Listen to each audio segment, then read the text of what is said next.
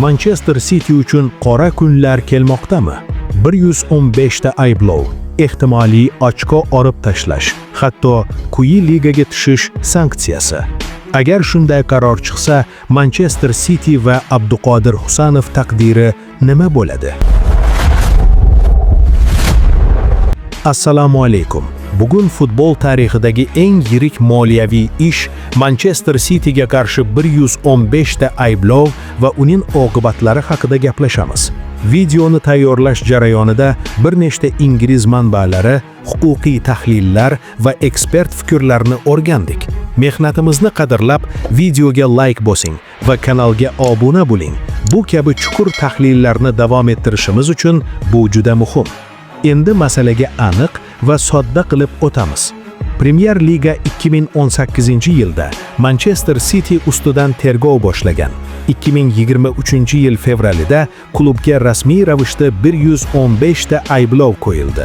2024-yil sentyabrida mustaqil komissiya eshituvi boshlandi va dekabrda yakunlandi.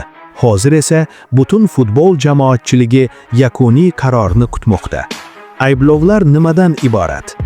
Homiylik shartnomalari qiymatini aniq ko'rsatmaslik, murabbiy va futbolchilar maoshlari bo'yicha to'liq ma'lumot bermaslik, UEFA moliyaviy fair play qoidalariga rioya qilmaslik, Premier Liga tergovi bilan yetarli darajada hamkorlik qilmaslik.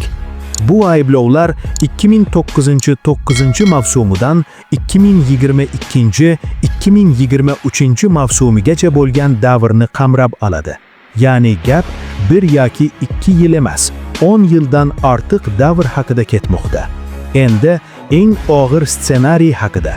Futbol sanoatidagi tajribali menejer, Liverpool, Chelsea va Aston Villa sobiq bosh direktori Christian Purslov Football's Boardroom dasturida shunday dedi: agar aybdorlik aniqlansa, sport sanksiyasi ochkolarni katta miqdorda olib tashlash bo'lishi mumkin. Bu esa oxir oqibat ligadan tushib ketishgacha olib borishi ehtimoldan xoli emas. Bu ma'lumot Football 361 nashrida ham keng yoritildi. Purslov yana bir ogohlantirish berdi. Premier Liga Manchester City bilan sud tashqari yumshoq kelishuv qilmasligi kerak. Uning fikricha, bu dahshatli xato bo'ladi, chunki bunday ish pretsedent yaratadi. Agar jarayon sudyalar orqali oxirigacha borilmasa, kelajakda boshqa klublar uchun ham xavfli signal bo'ladi. Yana bir muhim jihat vaqt faktori. Agar Manchester City aybdor deb topilsa, klub deyarli aniq apellyatsiya beradi. Bu esa kamida yana 3 oydan 12 oygacha cho'zilishi mumkin.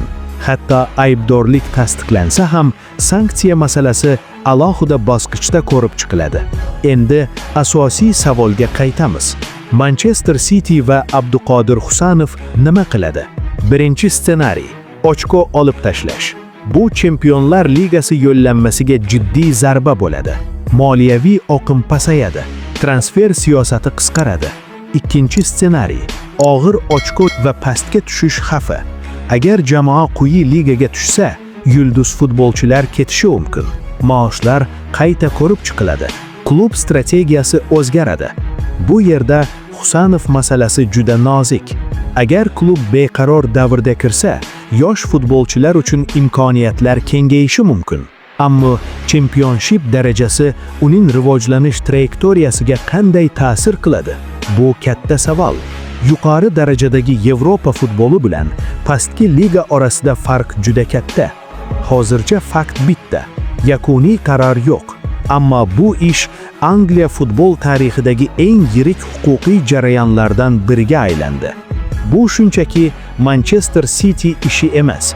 Bu Premier Liga obro'si, moliyaviy nazorat sistemasi va butun futbol iqtisodiy modeli haqida. Sizningcha Manchester City qutulib ketadimi yoki haqiqatdan ham og'ir sanksiya oladimi?